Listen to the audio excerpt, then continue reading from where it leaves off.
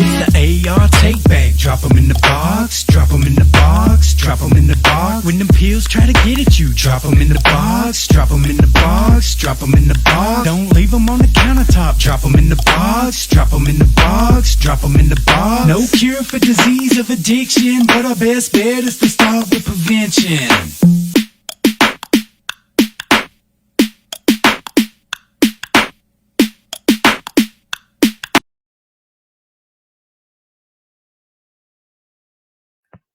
And we brought Ryan right in on the screen with us. That was an accident. See what happens when I try to run stuff by myself. I love it. So, hey, we want to welcome you guys to the Recovery Clinic.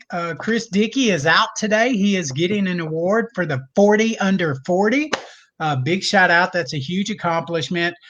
Real quick, if you haven't already liked and followed our page, please do so. Please share the video. We try to carry a message of hope that just because we're isolating or distancing doesn't mean that we're isolating, and we need each other right now. And so, amazing show. We've got one of my favorite people. It was one of the first persons that I met during my advocacy work. Ryan, he's an author. He's you're going to hear a little bit about his story, what he's doing. I'm super stoked. Ryan, what's going on, man?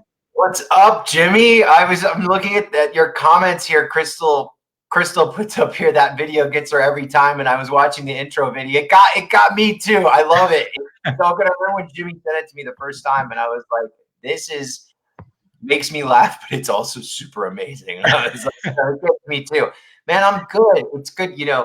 It's good to see you. It's good to. I feel like a little bit of me is back in Little Rock in Arkansas. I love Arkansas. I love you. I love the work you do. I love the work that Kirk does. I love the approach that you all take. And gosh, so much just happened. And since we were together last, and I love this whole concept. What you said around just because we're social distancing and we're quarantined, and in the times of like this social distancing thing, like we have to kind of keep this emotional proximity, right?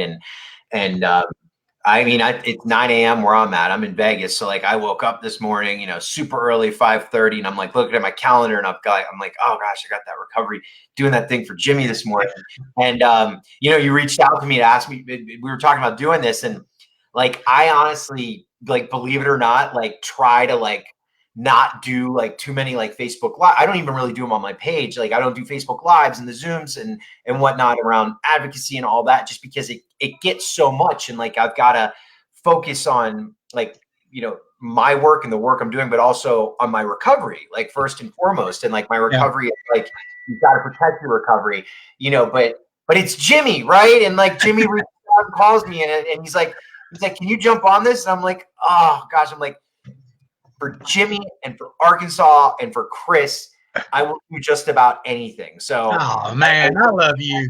I looked at my calendar this morning. I was like, oh, I'm doing that thing. And then like a half hour ago, I'm getting ready to like log on and do our tech check. And now I'm here and I'm actually like, I'm really happy I'm doing this because, I would have gone through my day just with the blinders on, the work, go to my recovery supports later, go to the gym, like all that. But like, I actually get to be with Jimmy McGill this morning, which is so cool. So thank you for having me do this. Oh, thank you. I feel the same way. I'm with Ryan Hampton, and hey, you really inspired me when you gave me your book. And we'll talk about that here in a little bit. I'll let you talk all about that. And I know that you've got to hop off probably around 11:30 or so. Is that right? And so, Sadly, yes. Sadly, yeah. You inspired me to actually start writing my book, and so, which I'm about halfway done with it almost. And so we ended up, the title ended up being From Prison to Purpose. You know what I mean? And so like the cover shot's going to be amazing, Ryan. Like half of me's in a jumpsuit. The other half is in a suit and tie. One half's got a handcuff hanging down. One half's got a briefcase. And yeah, it's amazing, man. So talk to us. What's going on, man? I know you've got big stuff going on with Mobilized Recovery. Yeah. You're, share a little bit of you and your story. Let For sure. everybody I know mean, what's I going would on. say like all the stuff that I do today and the book and Mobilize Recovery and Recovery Advocacy Project and Voices Project, like all the work really is derived from just like my own personal experience when I was looking for help, but also when I got into recovery, right? My, you want to learn a little bit more about like what it was like, I would just say, we don't have much time for that. So I'd say go read American Fix if you want. What I would like to talk about and what I always try to focus on more is like a little bit of the what happened and definitely what it's like now, right? Um, and I was angry, right? Like I got into recovery by luck. It was a stroke of luck. Like I was able to access Medicaid. I was homeless. I was on the streets of Los Angeles. Had a really bad heroin addiction, as bad as it could get, right? Who doesn't when they have a heroin addiction? And I was ready for help. And when I was asking for help, it just seemingly wasn't there. And I'm not talking about like AA or NA because I was participating as much as I could with that. I was in a need for like real medical assistance. And that wasn't available. But by a stroke of luck and because of Medicaid, um, I got into treatment and got qualified treatment and got myself to a recovery house and had decided, I had nothing, no job, no money, no, other than Medicaid, no other real supports. Someone got me into a recovery house and worked with me until I found a job, so that I could pay them the rent money. And early on in recovery, I think, and it's not a unique story, a lot of people close to me started dying and people I really cared about, like roommates and friends and people I went to treatment with. And, Yeah. and is a lot of people who are probably listening. We're told, we're internalized with these messages of like, some die so others can recover. When you get into recovery, get yourself a nice suit because you're going to have to go to a lot of funerals. We have, these messages that are put out to us when we're in early recovery. And I heard them and I understand what they mean. Like I understand the meaning and the reason that, those things are told to us because they are true. Right.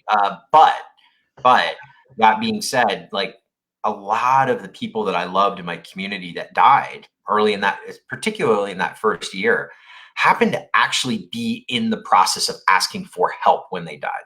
Right. Yeah. So, They get it. Yeah. right. Like, so, one of the first ones was my friend Nick. I was the recovery residence, the sober living manager at this house. And Nick was using again and came home and was like, I know I can't stay here tonight. Like, I know it's the rules and the owner, needs me off the property by tonight, but I'm using again. I can't stop. I need help. I need detox. I need, some assistance. And I have no money. I have no insurance. I can't call my parents because they want nothing to do with me. I can't tell my job because they're going to fire me. Like, the whole list of reasons. And said, well, the best thing we maybe could suggest is go to a hospital, right? Which was close by. Go into the hospital, tell them what you're telling us and get some help and at least get kind of medically discharged or stabilized there. And, come back to the house in 2 days and, you can come back in. That was the rules. And that's what he did. And he went to that hospital and it was like 11 p.m. at night when he checked in, and not just any hospital, Jimmy, right? Like, so this is like one of the best hospitals in Southern California, like $1 billion Cancer Research Institute, right? Like, I mean, Yeah. massive funding, just like a gargantuan structure that takes up, 4 city blocks. And he went into the ER room, wasn't combative at all, asked for help, and he was given, a piece of paper with a bunch of 800 numbers on it and websites that he could call if and when he was willing, because that hospital wasn't going to do anything for him that night. And he was discharged. And and he died that night. He overdosed and he died actually a couple blocks from our house, and his body was found the next morning. And when we found out the next morning, when we were told this, right, they'd like, again, not a unique situation. They circled all the guys up. It was like 7 o'clock in the morning out on this big smoking deck we had. and shared the story with us. And I and they said those things to us. They said, this is what happens. This is what happens when you use again, you die. This is what happens in early recovery. People go out, they die. People overdose, they die. You know, maybe Nick needed to die so you could hold your seat here, and all these things. And nothing about it in that situation felt right to me. Right. Like I was angry. Right. And Kyle, yes, like that's the point that I'm actually about. That's where I'm ending with this. That is why peer support in the emergency department is so valuable. But I didn't know that at the time. I didn't even know what peer support was, right? I was just a guy like trying to make it in a sober living house.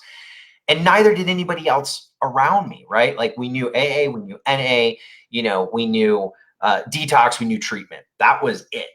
And nothing about the situation felt right to me because I'll tell you now, like 5 years later, 4.5 years later, Nick didn't need to die so I could be here talking to you right now and like having a pretty decent life and recovery. That didn't need to happen. Like that whole situation didn't need to happen for me to be where I'm at today. Yes, people die, but they shouldn't die when they go into a hospital or a medical setting or a treatment facility or whatever the setting may be and ask for help and they're denied that care. They're told like, we can't, there's no room for you here, or we don't know what to do. Best bet is here's a piece of paper, call them tomorrow. Now, I don't know about you. I've gone through that before myself, looking for help, like trying to like navigate those pieces of paper when you're in total and absolute crisis. And it is very hard and very few people actually make it through that system. That's what led me to this work. That's what led me to try and explore and come to Arkansas. One of my first trips was out to see you guys early on, right? And see what you guys were doing and, learn about peer supports in ER rooms, learn about recovery community organizations, learn about multiple pathways to recovery, learn about, how we could be creating systemic funding streams to make real change, right? Because the change, quite frankly, is not in me. The change is not in you. The change is in everybody. Like everybody here right now, like they are empowered to do this work because the powers that be, right, whether it be pharma, sometimes government, local government, state government, national government, whatever it is, policymakers, industry, they're all counting on us staying out of the game and not getting involved. Because when you talk about peer support, right, like how does peer support get into ER rooms? How does peer support become, a necessary tent pole with recovery? Well, it takes people like us and everybody who's listening to stand up and say the way we've been doing things isn't working.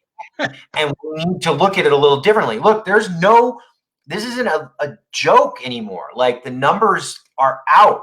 Last week, the CDC reported that in 2019, we had record highs. Over 71,000 people died just due to overdose. 6 weeks prior to those numbers coming out, experts were saying we might hit 71,000 deaths after COVID, and that number would include suicide. The 2019 numbers come out last week showing we hit that number without suicide, only overdose, and they were pre-COVID numbers, which means they could possibly double by next year if we don't get our act together and change something. So I can tell you this: in Arkansas, our overdose rates have tripled. I know this because now I can't give you the exact number of COVID, Ryan, of overdose deaths, but naloxone rates from first responders who submit those to the office of the drug director where I work, those numbers have tripled. And so that's scary. And if it's happening in rural Arkansas, it's everywhere. And you're absolutely right. You know what aggravates me and what makes me mad is if I were to leave the house drunk, Ryan, and get picked up for a DWI, they're going to hold me in the jail for 6 hours until I sober up. They're not going to release me because I'm not mentally able to be responsible for the decisions I make. But if I come off of a heroin overdose or an opiate overdose, whatever, the hospital will immediately give me a little card and kick me out. I always said the best way, listen, they talk about, you know, people are like, well, we just don't have the funding, or we don't have the capacity, or we don't have, you know, the methods to get people services right away when they ask for it. But you know what? There's always one way that you're going to get service right away, right? That's when you get arrested, you get government services immediately. Yeah. Immediately, we're willing to put money towards that, and that's more expensive. Yeah.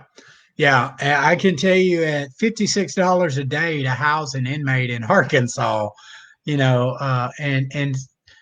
I said it in a news interview last week, Ryan. If we incarcerate and let go without providing service and addressing the issues, all we're doing is catch and release. That's not going to solve anything. That's the old Well, I law mean, enforcement when mindset. you think about like things like, I mean, I'm in Nevada, right? I'm right now talking to a lot of, you know, local policymakers, state policymakers, and there's a real desire, I think. You know, there's still some public perception that needs to be shifted on this.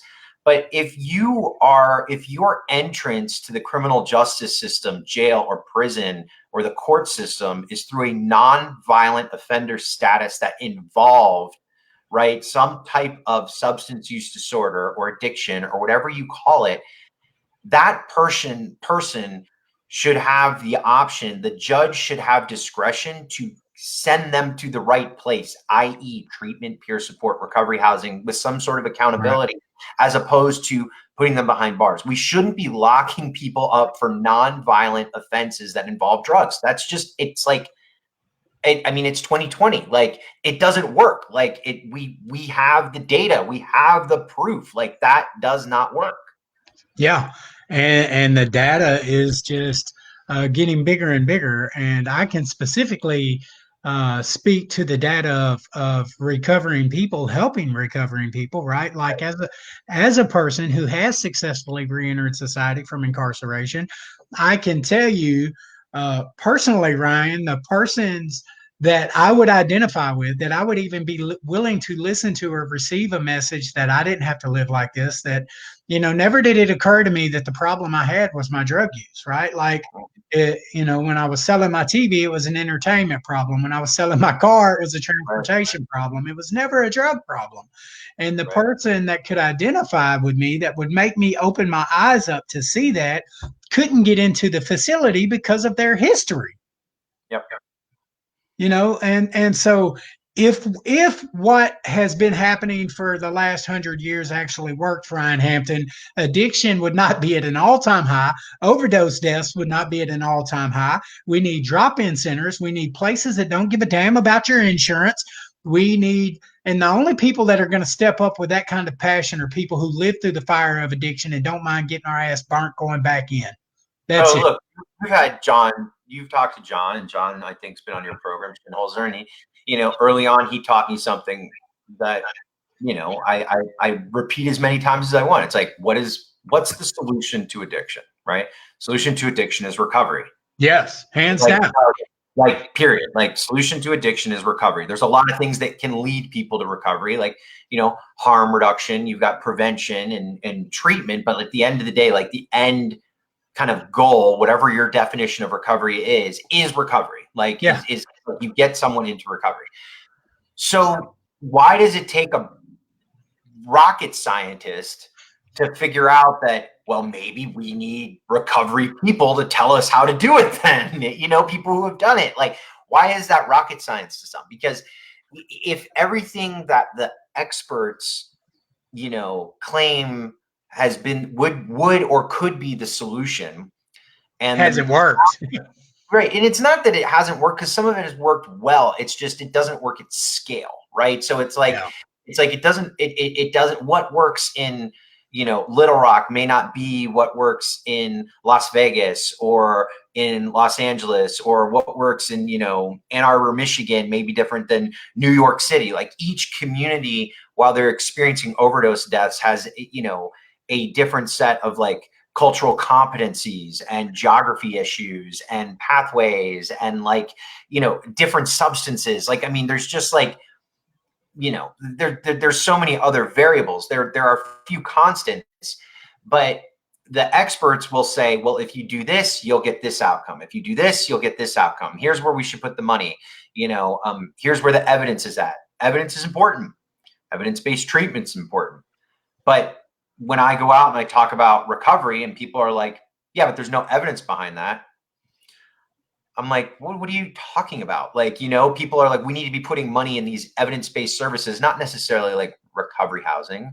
We don't necessarily need to like look at like these long-term, kind of supports that you keep drumming up. And I'm like, listen, if you put some money into studying this stuff, like there'd be plenty of evidence. I'm like, I don't need a scientist or a professor from Yale to tell me what works. I'm like, why don't you come down and actually spend a couple days with us and see it? And stop looking at us in the abstract in terms of like numbers and surveys. Like, why don't you come down and actually experience it for yourself? Yeah. Yeah, I completely agree. And when we're talking EBPs, evidence-based practice, CMS declared peer support an evidence-based practice in 2007. It And is. so since then, you've got all kinds of. But look at the frustration with the peer services, though, is that look at the disparity, right? The gap in the funding, right? So like look at what peer services gets comparatively to everything else, right? Yeah, like absolutely. It's not in a lack of money. It's in a lack of actual, we want to talk about willpower. It's in a lack of political willpower, legislative willpower to actually, fund those services. Because I used to get the door shut in my face, and I still do, and I know you do in certain places where people like, we just don't have the money in the budget. We just don't have. We've got to prioritize it. We've got to look at these things. Okay, so let's just. I try to get legislators and policymakers to follow me. I'm like, let's just look at this, right? 71,000 people dead last year. Experts saying 150,000 possibly next year, right? Because of COVID. This is not a new crisis, right? The drug epidemic in this country is not 5 years old. It is decades old, right? But in the last couple of years, it's been really on everybody's radar screen. You keep saying we can't put funding together. I understand COVID and coronavirus is a massive public health crisis. I have a lot of people close to me who've been impacted by it, whether it's economically, health-wise, people who have died. Yeah, they've been affected. I've been affected. I validate it. It scares the heck out of me. Yeah, but I also saw the federal government and I saw state governments seemingly print money overnight and get $2 trillion on the ground within 2 weeks, right? I mean, in economic relief, healthcare, like it is top, like we can see what states and the federal government can do. Yeah, the CARES Act. Yeah. Right. We can see what they can do, what they have the power to do when they've got the willpower. The problem is they talk about it as a public health crisis. They see it, there's a lot of chatter about it, but really do the actions in proportion to what we've seen with the COVID response, like they're calling the way they're responding to COVID is a true public health crisis response. Like we got public health crisis designation, but like, are we really getting that type of response when we know that like death numbers, we know that the death numbers are probably undercounted too, right? Like that's only what we know of. Like we don't know if it was over, sometimes it's the secondary, death by overdose or whatnot, and primary is, something else. But like, are we really getting that type of response or even we're anywhere close to it? I mean, like I would be okay with, $2 trillion for coronavirus. I would say like we're headed down the right track if we had 100 billion, right? But we maybe get nationally $2 billion, $2.5 billion a year. Like compared to treatment. Okay with that? I'm not okay with that, Yeah. I tell you what, Ryan, I know that we're all fighting for the same money, recovery, treatment, and prevention. We're all battling for the same dollars. And fortunately, with Arkansas, I can honestly say I don't know of another state that has, recovery was given a substantial amount of money, especially in the new grants, right? Like the stuff that's coming. And that's because we do have open-minded leadership that believes in the process of recovery. And people are still getting mad that recovery got that much. But we've been building this data for people like you. Within 1 year, the recovery program that's in Lonoke County Jail, all of a sudden we've got 8 men graduating next month out of 12 that a year later are in sustainable recovery. They're working, they're using the medical system the right way, family reunification. They went from being hopeless and costing that community $56 a day to house them. And through one peer support, we were able to save 274,000 in 1 year. So you can't tell us the value of us is not there. If you want to help, you're leading by example, and that was one of the things. Like when I started tracking what you were doing in Arkansas, I was living in Los Angeles at the time, and LA just is like a very, is known as like a very progressive, forward-thinking state, and Arkansas. I remember when I went down for the first time, I did that talk at the Clinton Library. I was like, oh my gosh, I'm going to Arkansas. I'm going to be, I had this whole perception. I'm going to be totally a fish out of water here. And I fell right in with the recovery community, and I saw what you guys were doing, and I tracked it afterwards, and I started talking to legislators in my state, which is supposed to be, in my former state, which is supposed to be super forward thinking on stuff like this. Yeah. Couldn't get 1/10 of how far you guys are in Arkansas. And it just goes to show you that it is a cross-cutting issue that has no bounds in terms of like politics. It really has to do with lived experience and what it takes. Like the reason Arkansas succeeded and is succeeding in the recovery space is because they have empowered people like Kirk, have empowered recovery people like you to help lead those discussions and be at those tables with decision makers and be in front of them and be that face and voice leading the way. Like that's the problem, is like we haven't empowered recovery people to actually go decision makers on this stuff. And that's where real change starts to happen. Yeah. You're absolutely right, Ryan. Between Bonnie Stribling and I, there's not really a decision made at the state level affecting recovery that we're not included in. It's a great thing. That's how every state. Yeah. I mean, I'm not going to make a medical decision without consulting doctors. You know what I mean? Like, and we are the experts on recovery. So I know you got to run real quick, man. Though, spend just a couple of minutes, Ryan, letting us know about Mobilize Recovery, which, by the way, I'm happy to be a part of. I almost totally forgot. So, so Mobilize Recovery, it's a non-profit initiative. All the national nonprofits in the addiction space, a lot of local nonprofits and stakeholders, August 18th, 19th, and 20th. It is free, by the way. It's a nonprofit. There's no cost or anything to it. But we bring people together like myself and like Jimmy and many others, and have these discussions around what the recovery community can be doing to create the change that Jimmy and I just spent the last 25 minutes talking about, right? Giving people the tactics, best practices, things like, we're excited this year. The whole first day is going to be conducted by Harvard, right? Around public narrative. We know how to tell our stories one way, but when we're talking to policymakers, like maybe there's a way we could tell it. Because look, you put Jimmy McGill or Ryan Hampton up on the stage, we'll take 30 minutes to tell our story, right? But like sometimes depending on the where you're at in the format, you need to tell that story in 5 minutes. And within 5 minutes, you need to be able to convince somebody with your ask as to what you need them to do. So like, we're going to be doing a lot of that. We're going to be doing a lot of community organizing training, how to develop brands and nonprofits and become an emerging leader in your community. I would direct you to, if you want more information, go to mobilizerecovery.org. If you want to attend, it's all going to be on Zoom this year. We wanted to bring people to Las Vegas in person, but COVID won't allow us to do that.